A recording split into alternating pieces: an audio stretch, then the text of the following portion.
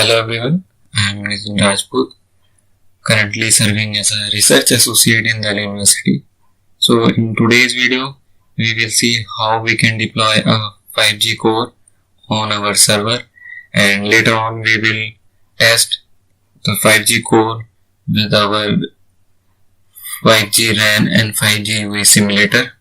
So for that purpose, we first need to deploy our 5G core on our server. So for that,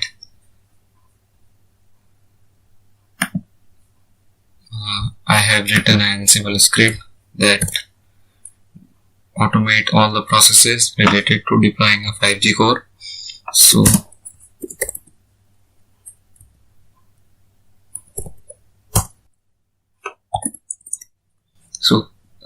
this is the folder.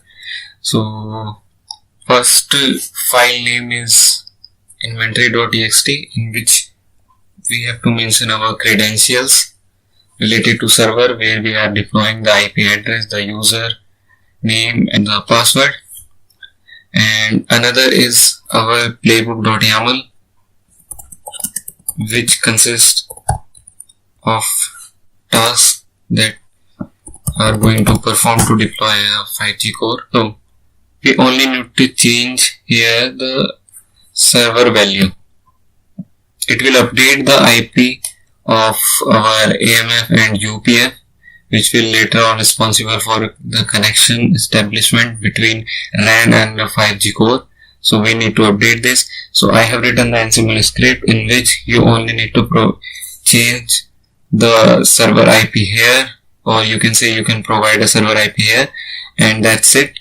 After that, you have to run the script, and this will automatically deploy a 5G core and update the value according to the value which you have given in this file. And yeah, after that the 5G core deployment is done. So we will see how it will go. So I am updating the value with 96 in this server. This is the inventory.txt file. So in this you need to provide a host IP here, which you can see. I have to update this by 96, and the password of the host where we are deploying our 5G core, and the Ansible user. So you can configure by yourself. So after that, we need to run the Ansible script.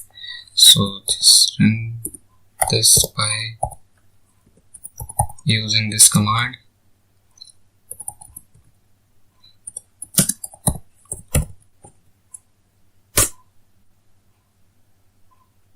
So here you can see all the tasks related to deploying our 5G core. It's here.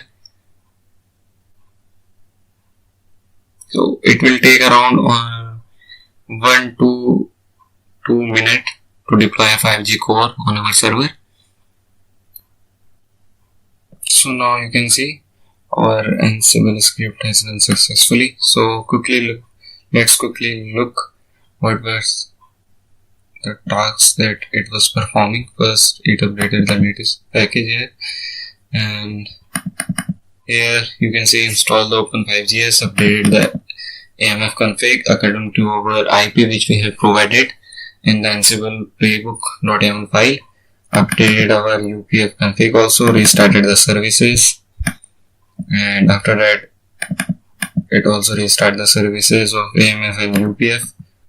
So after that, it performed net port forwarding so that the packet can flow from RAN to our 5G core.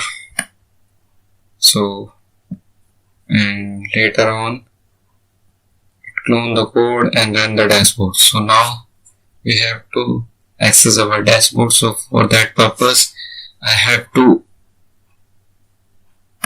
run one simple command here. So what was the command?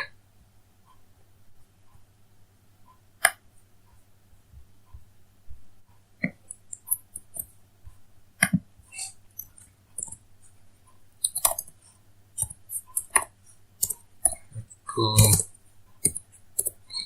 IP here.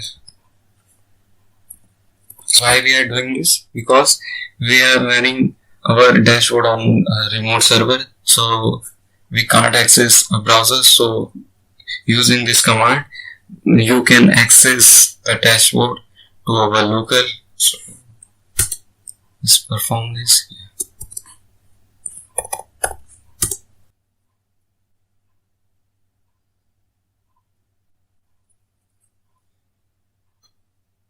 Now you can see this is the Open5GS dashboard which we have deployed.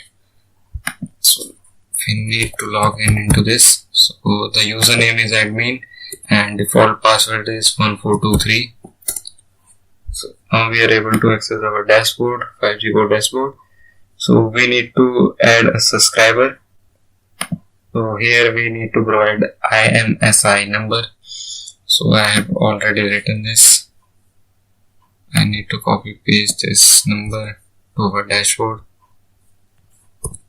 and other setting will remain the same. So you can see here is a setting related to what will the download speed you are giving to user. You can limit it. What is the upload speed you are giving to that particular subscriber. So remaining setting will remain default. We need to save this. So one new subscriber is created. So now so how to check whether all our services are running or not? So we need to, so these are the services that are running. You can see AMF, AUSF, NRF, NSSF, PCF, SMF, UDM, UDR, UPF. So these are all the services, and in this we are deploying a 5G standalone. Now the next task is to install a UERANSIM, which is a 5G RAN simulator and 5G UE simulator, and we will establish a connection between RAN and you can say G-Node B and 5G core, and check whether a PDF session for our subscribers is created or not. So these are the prerequisite, or you can say the packages we need to install before running our UERANSIM or building our UERANSIM. After installing all the prerequisites, so we need, these are the prerequisites. So we need to clone our UERANSIM code and later build the G-Node B and UE, which we will use to connect with our 5G core.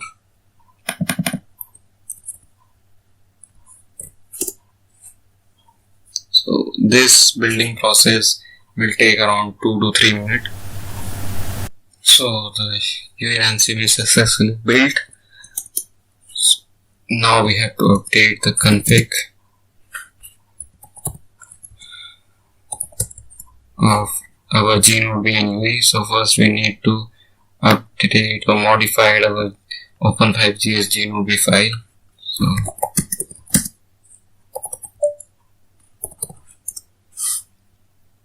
So here we need to update the value of link IP, NGAP IP and GTP IP with the IP or the server IP in which the UERANSIM is deployed. So update this value, and after updating the link IP, NGAP and GTP IP, here is the AMF config. So we need to provide the AMF address that we have given in our 5G core deployment, during our 5G core deployment. So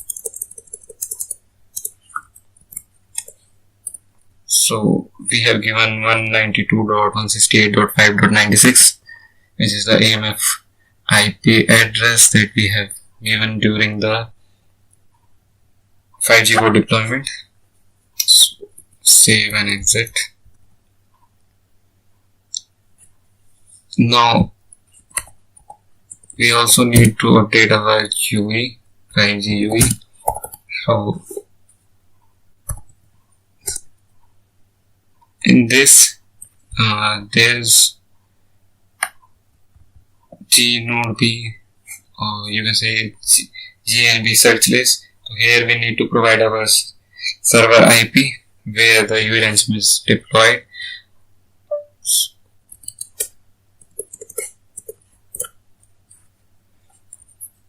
So now we have to save and exit. Now we have to run the G node B and check whether it establishes a connection between a 5G core or not. So for that we have to run the command. So first let me clear the screen. Let me just open another terminal where we can run our UE parallelly with the G node B. So in this terminal we will run 5G UE, and in this terminal we will run G node B. So this is the command to run our G node B. So I need to copy this. So you can see our connection is established. So first what it will do, it will try to connect our AMF. This is our AMF IP which we have provided, and after the successful connection establishment, it shows it established a connection with our AMF. So now our G node B is connected to our 5G core. So now we need to run and check whether a PDU session for our subscriber is created or not. So now we need to run our UE. So this is the command here.